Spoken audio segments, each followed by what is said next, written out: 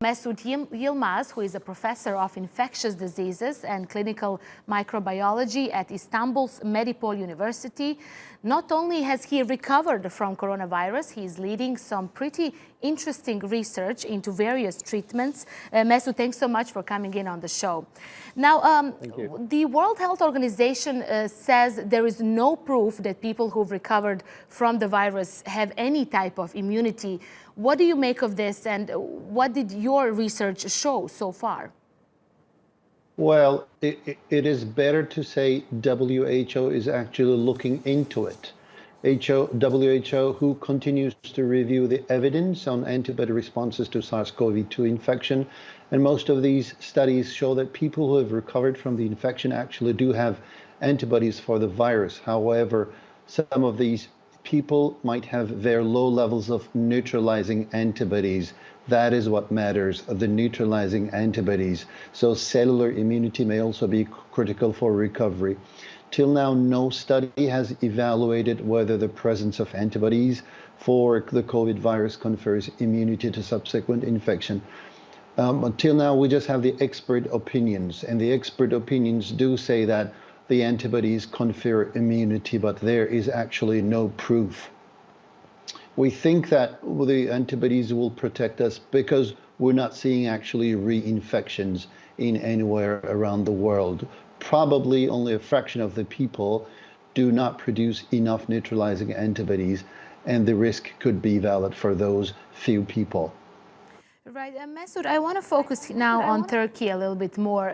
Turkey is the 7th most affected country in the world, with more than 100,000 people confirmed to have contracted the virus so far.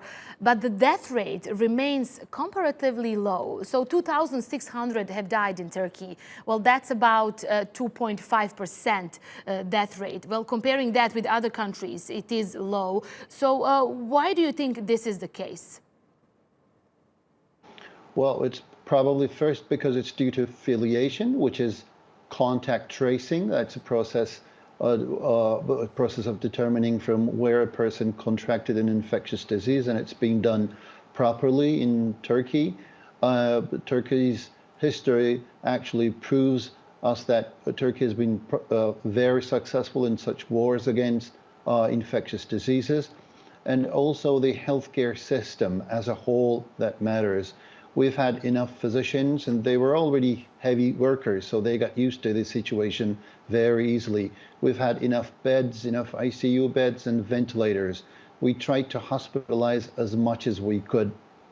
Only the patients, the ones with no to mild symptoms, were treated at home. And the drugs were supplied as soon as possible, either directly at the doctor's office, or they were delivered to their homes, because we didn't want the patients to go out and to seek for medicine and spread the disease more. So everyone got a drug as soon as possible.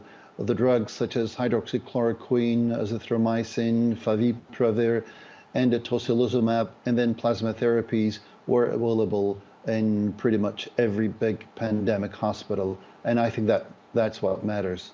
Mm-hmm. And Professor, I want to focus more on this medicine that you just mentioned, favipiravir. Turkey is one of the places where this drug is being trialed. How is it actually working? And is this for patients with mild symptoms or for those with critical symptoms? Right. Favipiravir is actually an antiviral medication that was used to treat influenza in Japan. Now, many RNA viruses, including the COVID virus, reproduces by an enzyme called RNA-dependent RNA polymerase. And this drug successfully inhibits this enzyme. Currently, our milder patients are treated by hydroxychloroquine, and the more severe, the moderate to severe patients with pneumonia, whom we have to put in a ward, are treated with favipiravir to begin with. And then, if necessary, the interleukin-6 blocker, tocilizumab, and plasma treatment are given on top of it. Okay, Professor Mesut Yilmaz, Professor of Infectious Diseases and Clinical Microbiology at Istanbul Medipol University. Thanks so much for sharing all those latest with us.